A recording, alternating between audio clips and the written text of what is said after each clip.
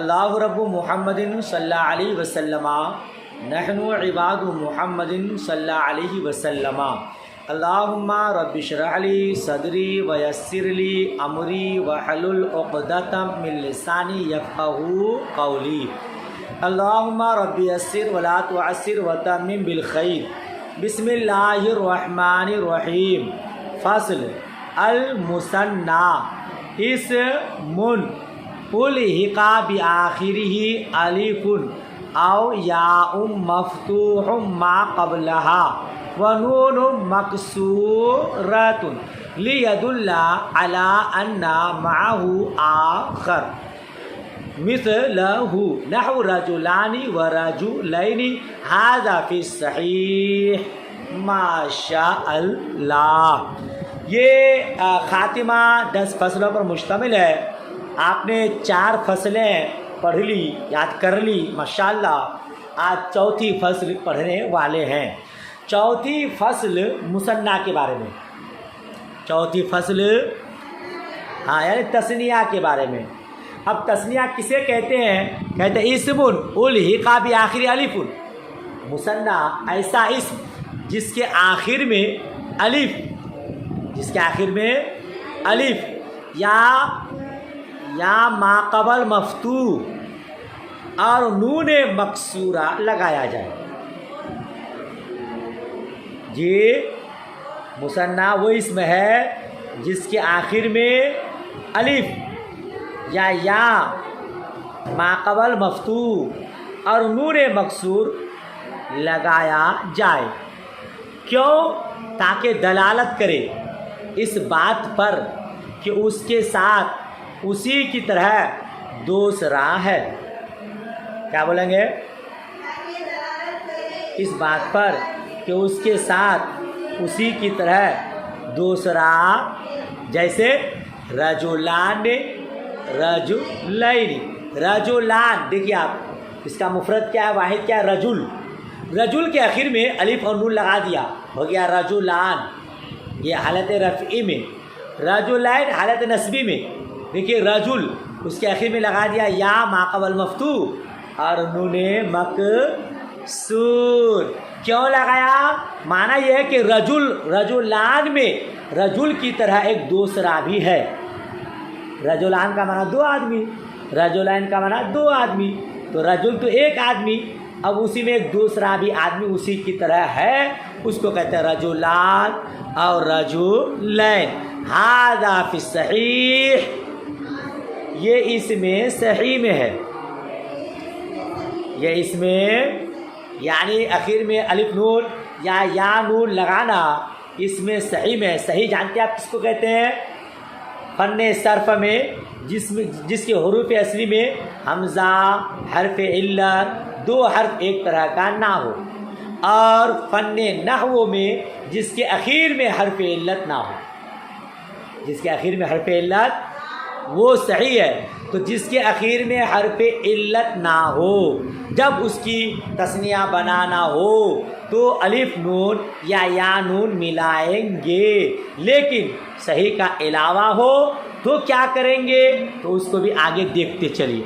امل مقصور فإن كانت الفه منقلبة عن واو وكان ثلاثيا رد الى اصله كعصوان في عصا، لیکن اس میں مقصور میں، لیکن یعنی اس میں مقصور کا اگر تثنیہ بنانا ہو تو کس طرح بنائیں گے اس کو بتا رہے ہیں۔ لیکن اس میں مقصور جانتے نا جس کے آخر میں الف مقصورہ ہو۔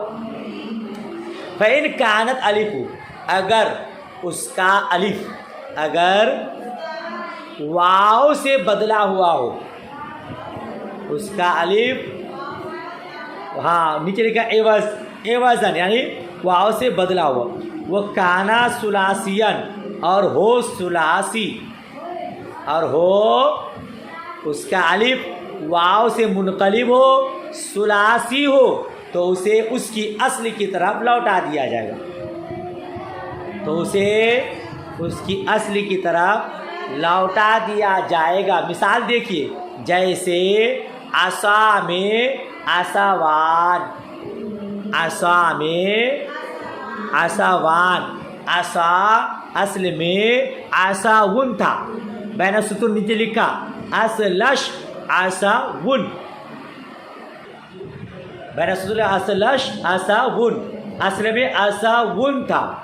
अब आसाउन में अलिफ मकसूरा आया कैसे, वाव मुतहर्रिक माक़बल मफ्तू, वाव को अलिफ से बदल दिया तो क्या हो गया आसा। अब उसकी तस्निया लानी है तो असल में जो वाव है उस वाव को फिर से लाया जाएगा। अब बोलेंगे आप आसावान, समझ शरीफ में बात आ गई। तो आसा देखिए वो जो अलिफ है आसा का वो वाव से बदला हुआ है और सुलासी है, तो अब उस वाव को तस्निया में लौटा देंगे, आसावान बोलेंगे। वइन कानत अन याइन औ वाविन वहुआ अक्सर मिनस सुलासी और लैसत मुनक़लिबतन अन शैइन तुक़ल्लबु याअन। और अगर बदला हुआ हो या से, क्या अलिफ मकसूरा का जो अलिफ है वो या से बदल होकर, या फिर या से नहीं वाव से ही चलो, औ वावन या वाव से बदल होकर आया हो और वो सुलासी से जायद हो, वो सुलासी से, पीछे आपने पढ़ा सुलासी हो वाव से बदल हो तो असल में वाव को लौटा देंगे, यहाँ वाव से बदल होकर तो आया हो लेकिन सुलासी ना हो बल्कि सुलासी से जायद हो, रुबाई वगैरह हो। एक बात, और लैसत मुनक़लिबतन अन शै, या किसी चीज़ से बदल होकर ना आया हो, या किसी चीज़ से बदला हुआ ना हो तो क्या करेंगे, तो क़ल्लबु यान, उसको बदल देंगे या से, उसको बदल देंगे। तीन सूरत, या तो अलिफ मकसूरा या से बदला हो, या फिर वाव से बदल हो मगर सुलासी ना हो, सुलासी से जायद हो, या फिर किसी चीज़ से बदला हुआ ना हो, तो अब उस अलिफ मकसूरा को या से बदल देंगे। जैसे रहायान फी रहा, रहा में रहायान, रहा में रहायान। तो पहले ये था कि वो जो है अलिफ से, अलिफ जो हो या से बदल होकर आया हो, या से बदल होकर आया। पहला क्या बोला था, अगर अलिफ या से बदल होकर आया हो, उसकी मिसाल अगशा, उसकी मिसाल अगशा, यहाँ किताब में नहीं है, इसके शरह और हाशिया में है अगशा। अगशा क्या था असल में, अगशा या, क्या था अगशा या मुतरी माक़ल मफ्तू, या को अलिफ से बदल दिया, तो यहाँ अगशा में जो अलिफ है वो या से बदला हुआ है। समझ शरीफ में बात आई। जैसे फिर यहाँ लिखा क्या, रहायान फिर रहा, रहायान, रहा में रहायान, तो रहा का माना क्या है, हाशिया नंबर 8 में लिखा है जी। अच्छा, हाशिया नंबर 8 में लिखा है रहायान, दिखा देता हूँ आपको। रहायान मिसाल इसमिस कि अलिफ ऊ एवज़ या आमदा। अच्छा, यहाँ भी तो है, ये उस इसम की मिसाल है कि अलिफ या के एवज़ है, यानी या से बदल होकर आया है। हाशिया नंबर 8 देख लिए, यहाँ पे जो अलिफ है वो किससे बदला हुआ है, या से। लिहाजा जब तस्निया बनाएंगे तो क्या बोलेंगे आप, रहायान, ठीक है ना। और मुलहायान फी मुलहा, और मुलहा में मुलहायान, मुलहा में मुलहायान, उसको देखिए हाशिया नंबर 8 ही में, मुलहायान मिसाल इसमिस के अलिफ ऊ एवज़ वाव आमदा। मुलहायान में जो या आया है ना, मुलहा में जो अलिफ है वो किससे बदल होकर आया है, वाव से बदल होकर आया है, वाव से। या इसकी भी जब तस्निया बनाएंगे तो क्या करेंगे, या से बदल देंगे, ملحیان تسنیہ ہوگا، اور حباریان فی حبارا، اور حبارا میں حباریان، یہ کس کی مثال ہے؟ یہ حبارا میں ثلاثی سے زائد کی مثال ہے، ثلاثی سے، تو یہاں بھی یا کو واو کو یا سے بدل دیں گے۔ حبارہ میں حبارہ یا تھا، حبارہ یا تھا، تو الف مکسورہ جو یہاں ہے نا وہ یا سے بدل ہو کر آیا ہے، لہٰذا تثنیہ میں اس یا کو لوٹا دیں گے، تثنیہ میں یا کو اب کہیں گے حبارہ یان۔ حبارہ کا معنی لکھا بین السطور میں کہ حبارہ بالضم یعنی ہاں پر ضمہ، نام پرندہ، اس ایک پرندہ کا نام ہے، از جنس مرغابی، مرغابی کے جنس سے ہے، اور حاشیہ میں لکھا وہ آرا سرخاب گوید، اس کو سرخاب بولتے ہیں، ایک پرندہ کا نام ہے سرخاب، اسی کو کہتے ہیں حبارہ۔ تو ان تمام صورت میں اگر یا سے بدل ہو کر الف آیا تب بھی تثنیہ میں یا بدل دیں گے، اگر واو سے بدل آیا تب بھی تثنیہ میں یا سے لوٹا دیں گے، اور اگر ثلاثی سے زائد ہے تب بھی کیا کر دیں گے؟ آپ بولیں گے راہا میں راہیان، ملہا میں ملہیان، حبارہ میں حباریان، اور اس وقت حبلیان، حبلا میں حبلیان، حبلیان، حاملہ عورت۔ اچھا معنی کیا ہوا؟ رہا کا معنی ہو گیا چکی ہے نا، ملہا کا معنی ہے مشغول کرنا، حاشیہ میں لکھا ہے 9 نمبر میں، ملہا مشغول کر دینا، مشغول کرنا، اور حبارہ کا معنی تو ہو ہی گیا سرخاب، اور حبلہ کا معنی حاملہ عورت۔ وَأَمَّا الْمَمْدُودُ فَإِنْ كَانَتْ حَمْزَتُهُ أَصْلِيَّةً تُثْبَتُ، لیکن ممدودہ یعنی الف ممدودہ اگر اس کا حمزہ اصلی ہو، اگر اس کا حمزہ اصلی ہو تثبت ہو، باقی رکھا جائے گا، کیا کرا جائے گا؟ باقی رکھا جائے گا، ثابت رکھا، جیسے قرآ میں قرآن، قرآ قاری کی جمع ہے قرآ، اب اس کی تثنیہ اگر لانا ہے تو قرائن میں جو حمزہ وہ اصلی ہے، لہذا تثنیہ میں الف حمزہ کو باقی رکھا جائے گا، اب تثنیہ ہوگا قرآن، قاری واحد، قرآن تثنیہ، قرآ جمع۔ سمجھ شریف میں بات آئی؟ وَإِنْ كَانَتْ لِلتَّانِیثِ تُقَلَّبُ، اور اگر حمزہ تانیث کے لیے ہو تو بدل دیا جائے گا، اور اگر حمزہ تانیث کے لیے ہو تقلب واون، تو اس کو واو سے بدل دیا جائے گا، جیسے ہمرا وان فی ہمراء، ہمراء میں ہمرا وان، ہمراء میں جو حمزہ ہے وہ کس کے لیے ہے؟ تانیث کے لیے ہے، لہذا جب اس کا تثنیہ بنانا ہو تو اس حمزہ کو واو سے بدل دیں گے، اب بولیں گے ہمراء وان۔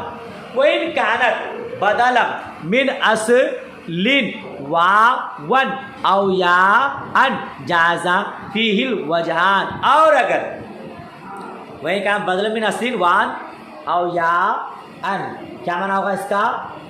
اور اگر وہ حمزہ سے بدل ہو اصل سے، اور اگر وہ حمزہ سے بدل ہو اصل سے، اس حال میں کہ واو ہو یا جی، اور اگر کیا لکھا ہو اصل سے بدل ہو واو یا ہو کر، تو اس میں 2 وجہ جائز ہے جی، کیا مانا پڑے آپ؟ اور اگر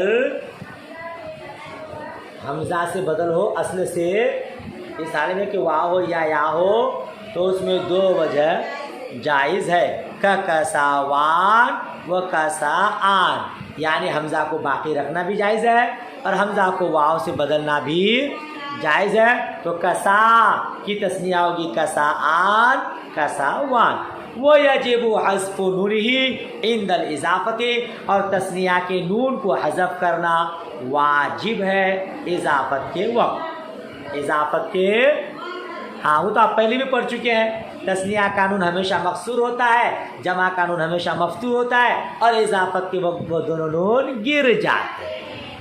کیوں گر جاتے ہیں اس کی بھی وجہ پڑھ چکے ہیں، کیونکہ اضافت کے وقت تنوین گر جاتی ہے، اور تثنیہ قانون تنوین کے بدل میں ہوتا ہے، وہ فرع ہوتا ہے، جب اصل گر جاتا ہے تو فرع بھی۔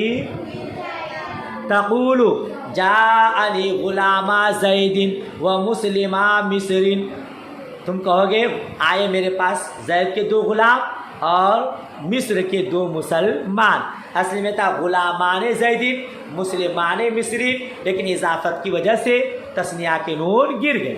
وَكَذَلِكَ تُحْذَفُ تاء التانیث، اور اسی طرح تائے تانیث کو حذف کر دیا جائے گا۔ بولیے،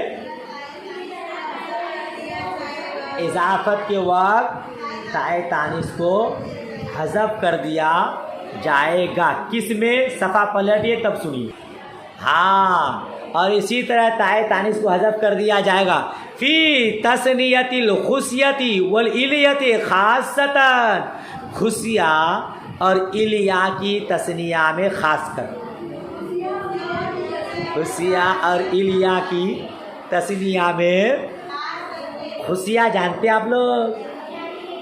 خصیہ جانتے ہیں، محترم لوگوں کا ہوتا ہے، اعلی تناسل کے نیچے چھوٹے بچوں کو آپ نے دیکھا ہوگا، اس کو خصیہ بولتے ہیں، اور الیہ اعلی تناسل کو بولتے ہیں۔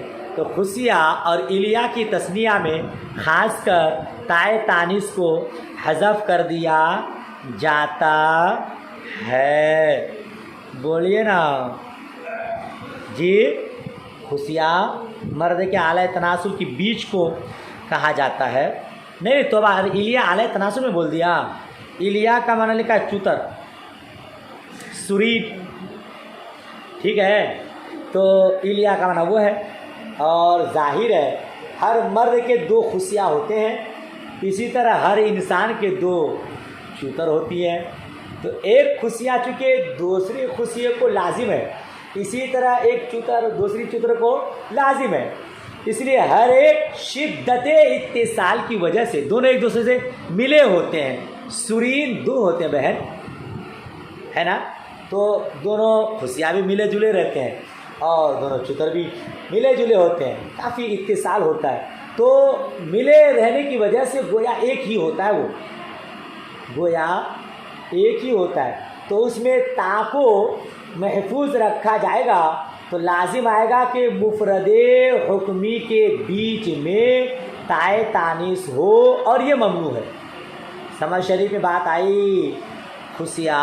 خصیتین دونوں ملے ہوتے ہیں، اور الیتین چتر ملے ہوتے ہیں، تو وہ تو ہوتے 2 لیکن ملے ہوتے ہیں تو ایک ہی قرار دیا جاتا ہے، تو حکماً یہ مفرد ہے، اور مفرد حکمی کے بیچ میں تائے تانیث ممنوع ہے، کیونکہ تائے تانیث کلمہ مفردہ کے بیچ میں نہیں آتی ہے، تو اب اس کی تثنیہ جب لانی ہو تو خاص کر کے تائے تانیث کو محذوف کر دیتے ہیں۔ پوری بات سمجھ شریف میں آئی؟ تقول خصیان و الیان لأنہما متلازمان، آپ کہیں گے خصیان الیان، خصیتان نہیں بولیں گے، الیتان نہیں بولیں گے، ٹھیک ہے؟ اچھا، پھر بعد میں لکھا ہے وَإِنَّمَا جَازَ حَذْفُ التَّاءِ فِي، کیا لکھا ہے نیچے بین سطر میں؟ تثنیۃ، اور اس میں تا کا حذف بھی جائز ہے، یعنی واجب نہیں ہے، جائز ہے نا، خصیان الیان، کیونکہ یہ دونوں متلازمان ہے، فَكَأَنَّمَا شَيْءٌ وَاحِدٌ، تو گویا کہ دونوں ایک ہی چیز ہے، شدت اتصال کی وجہ سے دونوں خصیہ بھی ایک ہی ساتھ ہوتے ہیں، دونوں الیہ بھی، دونوں چتر بھی ساتھی میں ہوتے ہیں، تو گویا کہ اتصال کی وجہ سے وہ واحد ہے، مفرد ہے، اور مفرد کے بیچ میں، مفرد حکمی کے بیچ میں تائے تانیث نہیں آتی ہے، اس لیے اس تا کو حذف کر دیا جاتا ہے۔ وَعَلَمْ أَنَّهُ اذا اريد، بس 2 سطر میں فصل ختم۔ وَعَلَمْ أَنَّهُ اذا اريد اضافة مثنى الى المثنى يعبر عن الاول بلفظ الجمع۔ سنو، جب تثنیہ کی اضافت تثنیہ کی طرف کی جائے تو پہلے کو لفظ جمع کے ساتھ تعبیر کیا جاتا ہے۔ تثنیہ کی اضافت تثنیہ کی طرف کی جائے تو پہلے کو لفظ جمع کے ساتھ تعبیر کیا جائے گا، جیسے اللہ تعالیٰ کا قول فقد صغت قلوبکما، فقد صغت قلوبکما وفقطعوا ایدیہما۔ دیکھیے آپ، فقد صغت قلوبکما کیا مطلب؟ تحقیق کے تم دونوں کے دل مائل ہوئے، تحقیق کے مائل ہوئے، اور فقطعوا ایدیہما یعنی آپ لوگ کاٹیں ان دونوں کے ہاتھ، آپ لوگ ان دونوں کے۔ یہاں دیکھیے آپ، فقط صغت قلوبکما میں قلوب مضاف ہے، قلوب مضاف ہے، کس کی طرف؟ کما، ضمیر مضاف الیہ ہے کما کی طرف، تو اصل میں ہونا چاہیے قلبان ہے نا، اور کما، قلبان کما، تم دونوں کے قلب، لیکن مضاف کو جمع یعنی قلوب سے تعبیر کیا گیا ہے۔ سمجھ شریف بتا رہی ہے؟ فقط صغت قلوبکما، تحقیق کے تم دونوں کے دل مائل ہوئے، تو قلبان تثنیہ ہونا چاہیے، لیکن جب تثنیہ کی اضافت تثنیہ کی طرف کی جاتی ہے تو پہلے کو جمع کے ساتھ تعبیر کرتے ہیں۔ فقطعوا ایدیہما، آپ لوگ کاٹیں ان دونوں کے ہاتھ۔ دیکھیے فقطعوا ایدیہما، یہ عید مضاف ہے اور ہما مضاف الیہ ہے، اصل میں ایدینہما ہے نا، لیکن جب تثنیہ کی اضافت تثنیہ کی طرف کی جاتی ہے تو پہلے تثنیہ کو جمع کے صیغہ کے ساتھ تعبیر کیا جاتا ہے، اس لیے یدینہما نہیں کہا بلکہ ایدیہما۔ وذالک لکراہۃ اجتماع تثنیتین، ایسا کیوں کیا جاتا ہے؟ چونکہ تثنیتین کا اجتماع مکروہ ہے، تثنیتین کے اجتماع کے کراہت کی وجہ سے، اور اس کا ترجمہ آپ کہہ سکتے ہیں چونکہ تثنیتین کا اجتماع مکروہ ہے، فی ما تأکد الاتصال بینہما لفظاً و معنی، کیونکہ ان دونوں کے درمیان لفظاً اور معنی کیا ہوتا ہے؟ اتصال تاکیداً ہوتا ہے۔ کیا پڑھے؟ کیوں تثنیتین کا اجتماع مکروہ ہے؟ کیونکہ اس کی ان دونوں کے درمیان تعلق لفظاً معنی مضبوط ہوتا ہے، اسی لیے تثنیتین کا اجتماع نہیں ہوتا ہے، بلکہ ایک تثنیہ کی اضافت دوسرے تثنیہ کی طرف ہو تو پہلے کو جمع کے صیغہ کے ساتھ تعبیر کرتے ہیں۔ ماشاءاللہ، فصل مکمل، اچھے سے یاد کر لیجئے گا، دعائے خیر میں یاد۔ اللہ حافظ۔